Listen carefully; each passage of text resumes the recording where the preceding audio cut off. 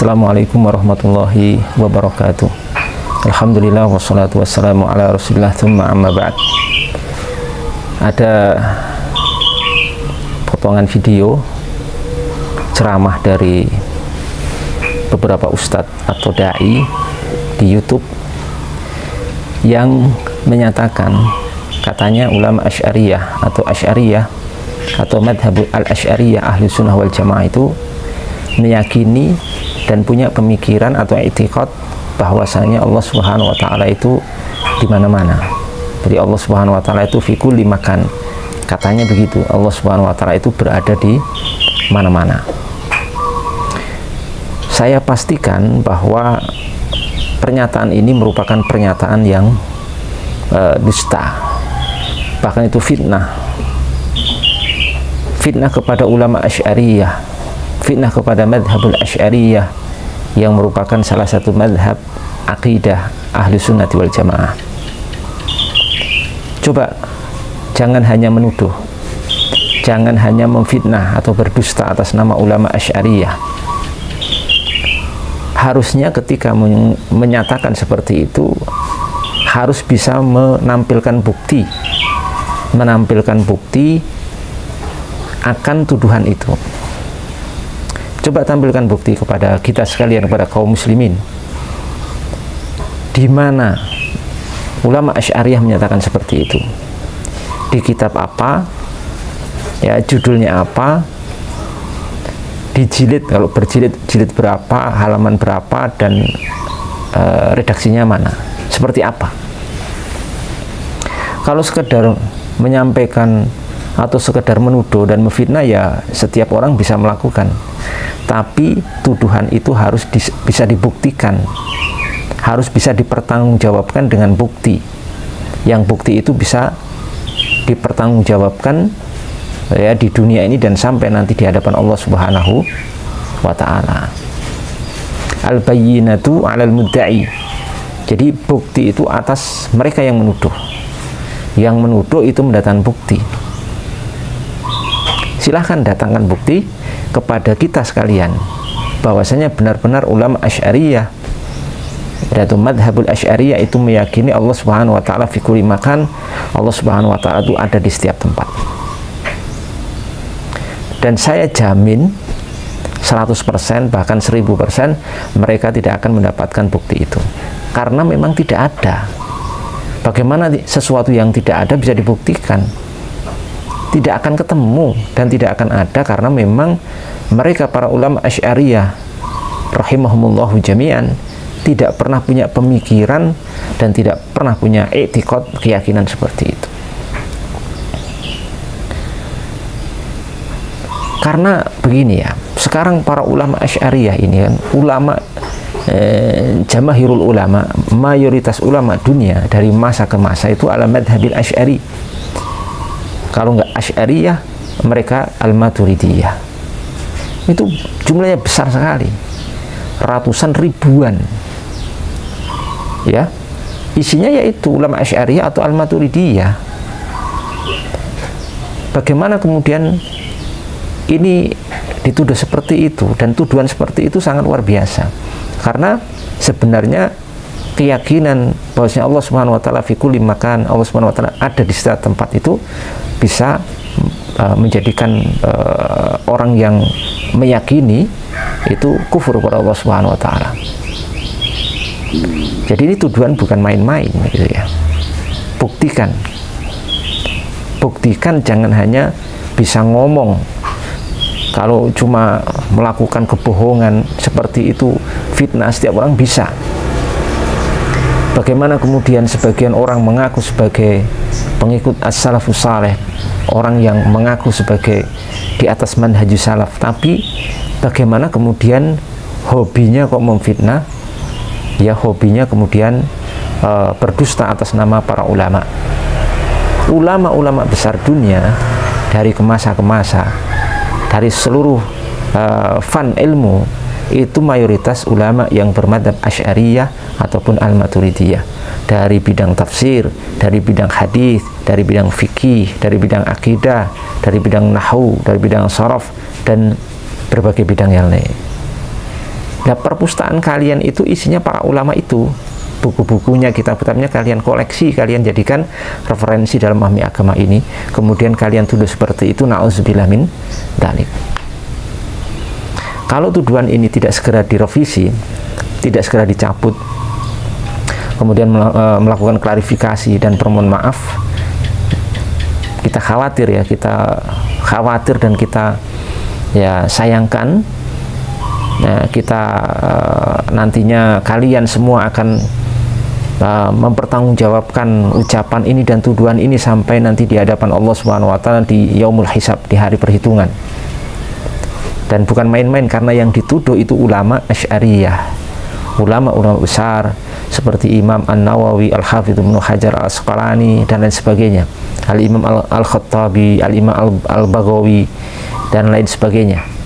Ya, sangat banyak sekali untuk disampaikan satu persatu. Ya. Bagaimana tuduhan itu disematkan kepada ulama Asy'ariyah, yang ulama Asy'ariyah ini salah satu madhab akidah Ahlussunnah wal Jamaah. Karena Ahlussunnah wal Jamaah sebagaimana dinyatakan oleh Al-Imam As-Saffarini Al-Hambali itu ada 3. Yang pertama adalah Asy'ariyah wa imamuhu Abul Hasan Al-Asy'ari, imamnya Abul Hasan Al-Asy'ari. Yang kedua adalah madhab Al-Maturidiyah wa imamuhu Abu Mansur Al-Maturidi. Yang ketiga adalah Al-Adariyah wa imamuhu Ahmad bin Hanbal. Ini yang menyatakan Al-Imam As-Saffarini Al-Hambali dalam kitab beliau Lawami'ul Anwar. Tuduhan ini tuduhan dusta, tuduhan kepada ulama Asy'ariyah dan madhabul Asy'ariyah. Al-Asy'ariyah dan para ulama Asy'ariyah tidak pernah memiliki keyakinan seperti ini. Allah itu ada di setiap tempat. Kenapa? Karena ma'ruf di madhab Asy'ariyah dan para ulama Asy'ariyah mengajarkan kepada kita semuanya bahwasanya mereka tegas di kitab-kitab mereka yang terdokumentasi dengan baik, bisa dibuktikan bahwasanya mereka itu menegaskan bahwasanya Allah Subhanahu wa taala itu tidak bisa diliputi oleh ruang dan waktu, tidak bisa terliputi oleh ruang, tempat dan waktu zaman. Bahkan i'tiqad ini telah terjadi konsensus, terjadi kesepakatan ijma' para ulama Ahlussunnah wal Jamaah bahwasanya mereka menyatakan seperti itu. Allah itu tidak bisa diliputi oleh ruang dan waktu. Sebagaimana misalkan salah satu nukilan, kita ini bawakan nukilan, kita bicara dengan referensi, bukan dengan asumsi, apalagi tuduhan atau fitnah. Kita pakai referensi. Imam Abu Mansur Al-Baghdadi, yang nama beliau adalah Imam Abdul Qahir bin Tahir bin Muhammad bin Abdullah Al-Baghdadi At-Tamimi Al-Isfirayini, yang beliau wafat tahun 429 Hijriah, yang beliau lebih dikenal dengan Abu Mansur Al-Baghdadi rahimahullahu ta'ala.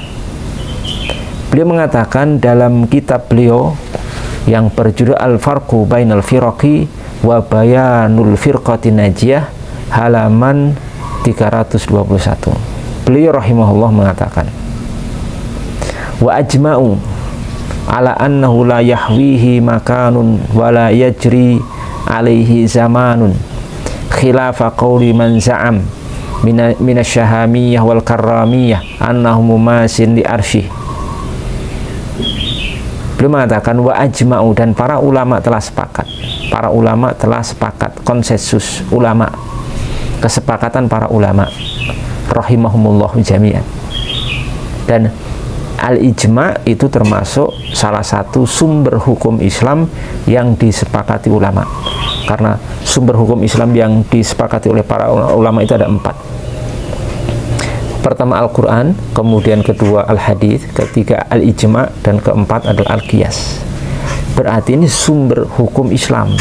Para ulama telah sepakat wa ajma'u ala annahu la yahwi makanun wa la yajri alaihi zaman, bahwasanya dia Allah Subhanahu wa taala itu tidak bisa diliputi oleh makan, oleh tempat, wa la yajri alaihi zaman, dan tidak berlaku waktu zaman atas dia, atas Allah Subhanahu wa taala.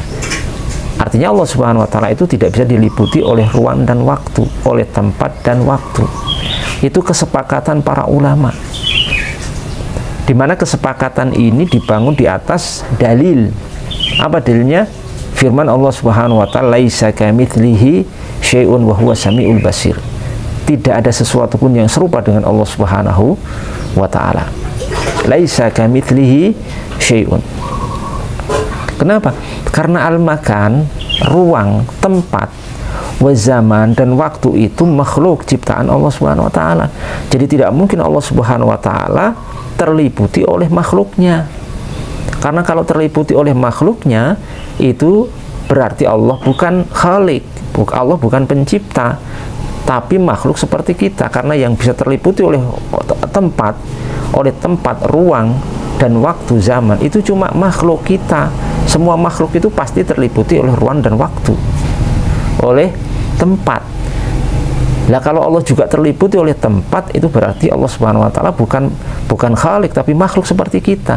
Berarti orang yang menyatakan Allah Subhanahu wa taala terliputi oleh tempat, oleh waktu, oleh zaman, dia sedang mentasybih, menyerupakan Allah Subhanahu wa taala dengan makhluknya. Na'udzubillah min dzalik. Berarti dia telah menentang firman Allah Subhanahu wa taala, laisa kamitslihi syai'un wa huwa samiul basir. Ya. Itu ijma' ulama rahimahullahu taala. Ya. Kemudian beliau membawakan ucapannya berikutnya, dan ini keyakinan ahlu sunnah wal jamaah di sini, bahwasanya Allah Subhanahu wa taala tidak bisa terliputi oleh ruang dan waktu. Itu adalah berbeda dengan pendapat atau sangkaan orang-orang asy-Syahami wal Karramiyah yang menyatakan bahwasanya Allah Subhanahu wa taala itu mumasin. Allah Subhanahu wa taala itu dia mumasin li arsyihi, mumasin menyentuh pada arsy-nya, di atas arsy, dan mumasin ya menyentuh arsy-nya itu. Kemudian di akhir ucapannya Imam Abu Mansur al-Baghdadi membawakan ucapan Ali bin Abi Thalib radhiyallahu ta'ala anhu, sahabiyun jalil, ya, qala amirul mu'minun waqad qala amirul mu'minin Ali radhiyallahu anhu, dan sesungguhnya amirul mu'minin Ali radhiyallahu ta'ala anhu menyatakan, ya, annallaha ta'ala khalaqa al-arsya idharan li qudratihi la makanan li dzatihi. Bahwasanya Ali bin Abi Thalib, sahabiyun jalil, menyatakan sesungguhnya Allah Subhanahu wa taala menciptakan arsy itu untuk menampakkan, untuk menunjukkan kekuasaannya, kemaha kekuasaannya, la makanan lidati, dan bukan tempat baginya. Wa qala aidan, juga Allah Subhanahu Ali bin Abi Thalib menyatakan di ucapan yang lain, qad kana wala makana wa huwal ana ala makan. Qad kana, Allah itu sudah ada, wala makan, dan belum ada tempat. Karena Allah itu adanya azali, Allah itu qadim, tidak berpermulaan. Di saat Allah sudah ada, belum ada tempat. Kenapa? Tempat itu kan sesuatu yang diciptakan setelahnya, sesuatu yang hadis, sesuatu yang baru. Masa sesuatu yang baru bisa meliputi sesuatu yang azali, sesuatu yang qadim?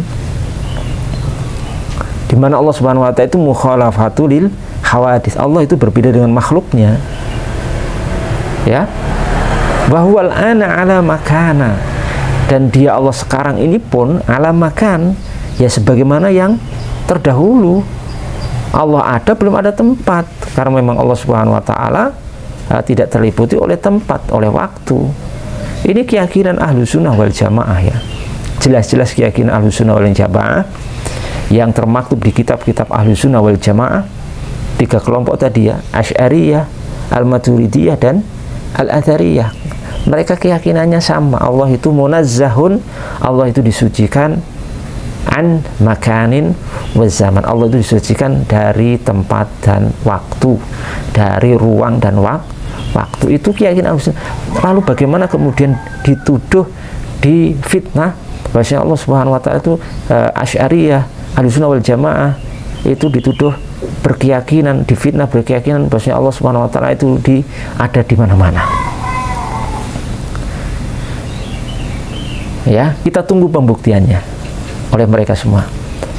Atau jangan-jangan mereka ini secara tidak sadar menuduh kelompok lain, menuduh Ahlussunnah wal Jamaah berkeyakinan Allah di mana-mana, lah jangan-jangan malah keyakinan Anda sendiri, keyakinan kalian yang menyatakan Allah itu di mana-mana.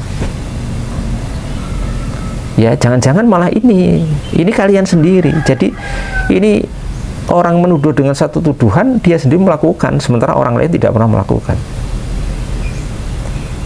Kalian menyatakan Allah berada di, Allah punya alamat, Tuhan punya alamat, itu baru Tuhan Anda. Dikatakan punya alamat karena dia, Allah itu punya posisi menurut Anda ya, punya posisi tertentu. Artinya kalau punya berada di posisi tertentu, Allah itu beralamat, punya alamat. Nah, Tuhan Anda itu yang beralamat, punya titik koordinat gitu ya.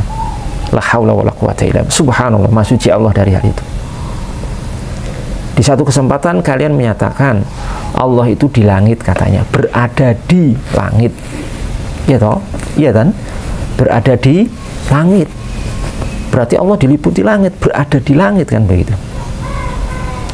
Berdasarkan hadis Jariyah yang ditanya oleh Nabi SAW, Aina Allah, di mana Allah, dia menjawab huwa fis sama, dia di langit, berarti Allah di langit.